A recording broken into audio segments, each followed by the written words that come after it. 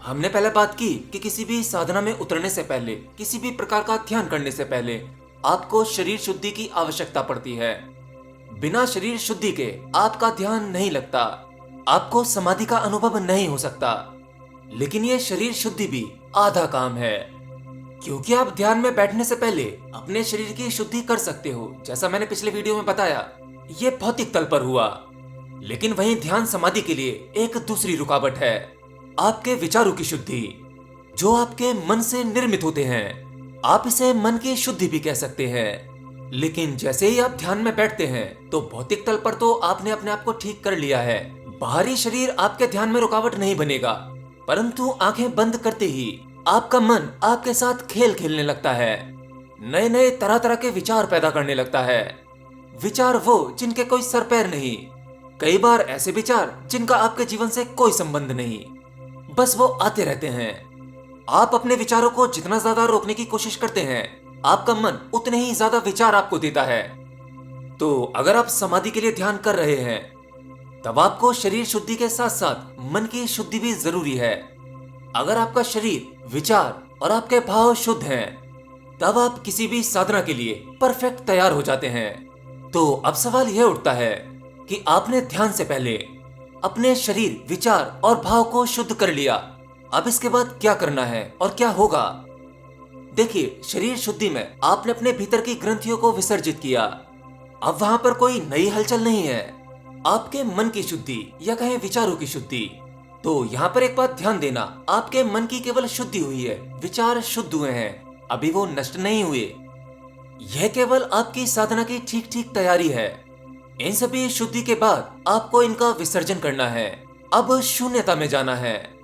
इसके बाद आपको शून्यता में प्रवेश करने में आसानी हो जाती है। यानी अब आपको यह भाव करना है कि आपका वो शरीर जिसका आपने शुद्धिकरण किया था, अब वह है ही नहीं। मतलब आपके शरीर के त्याग की भावना, जिस मन को आपने तैयार किया था उससे भी दूर होने का भाव, उसे भी नष्ट करने का भाव। देखिए, जब आप अपने मन के मैकेनिज्म को समझ लेते हैं, आपके विचारों के सिस्टम को जान लेते हैं, तब इसके पार निकलना आसान हो जाता है। जब आपके भीतर एक भी विचार नहीं होता, इस अवस्था में प्रवेश करना। तीसरा, आपके भीतर कोई भी भाव नहीं बचे, इस अवस्था को पाना। आसान भाषा में पहले शरीर शुद्धि, फिर उसका त्याग करना, फिर आपके मन और भाव की शुद्धि, फिर उसका भी त्याग करना। लेकिन उससे पहले यह जानना जरूरी है कि मन की शुद्धि क्या है। देखिए, आपके विचार भी आपके चित्त पर अपना प्रभाव छोड़ते हैं। जो व्यक्ति जिस प्रकार के विचारों से प्रभावित होता है, उस व्यक्ति का अस्तित्व वैसा ही निर्मित हो जाता है। आप इसे अपने जीवन से ऐसे भी जोड़कर देख सकते हैं। आप देखें कि आप सबसे ज्यादा किन चीजों पर चिंतन करते हैं, आपकी चेतना किन विचारों के इर्द गिर्द घूमती रहती है। आप देखेंगे आपके आसपास का माहौल बिल्कुल वैसा ही होने लगता है, आपके जीवन में वैसी ही घटना घटने लगती हैं। आप अगर अपने जीवन में झांक कर देखेंगे और आप अपने विचारों की गहराई को समझेंगे, तो आप देखेंगे कि आपकी दौड़ केवल 3 दिशाओं तक सीमित है। आप 3 के आंकड़े में फंसे हुए हैं, आप इस 3 से बाहर नहीं निकल पाते। और वो 3 दिशाएं हैं: धन कमाने की दिशा, पद प्रतिष्ठा कमाने की दिशा और काम वासना की दिशा। तो जो व्यक्ति इन 3 दिशाओं में दौड़ रहा है, वो अशुद्ध विचारों में है। या आप तीनों में से किसी एक दिशा में दौड़ रहे हैं, तब भी आप अशुद्ध विचारों में हैं। और जो व्यक्ति इन तीनों दिशा को छोड़कर अपना अलग मार्ग बनाने लगता है, वह शुद्ध विचारों में प्रवेश करता है।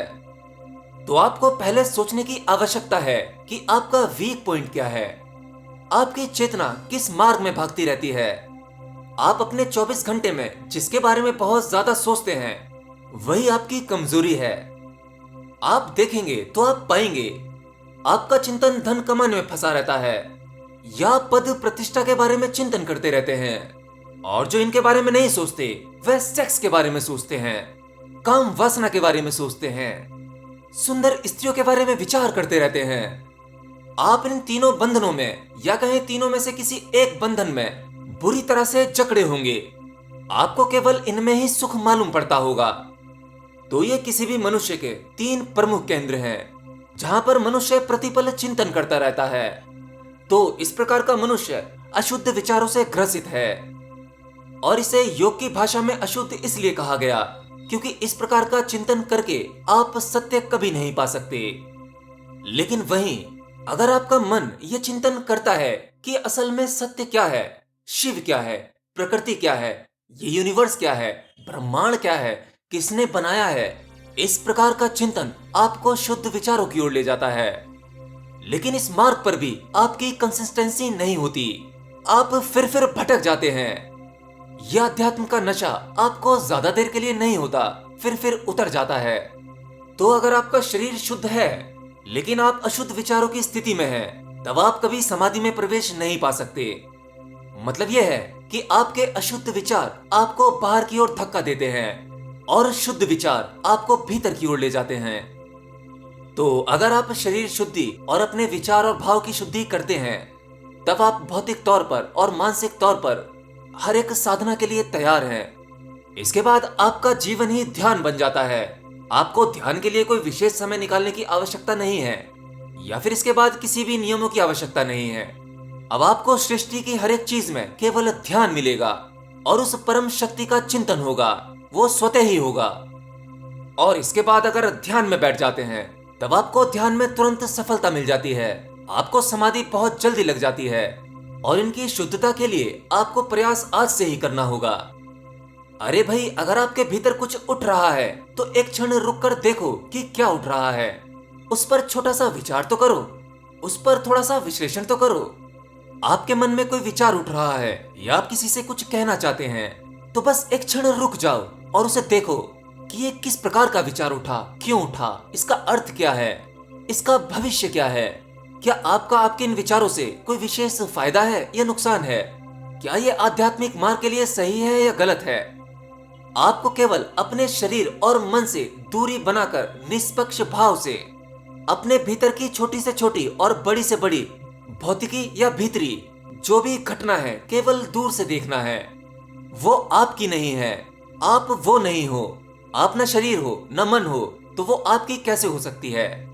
आपकी खोज सत्य के लिए है, कुछ बहुत बड़े के लिए है।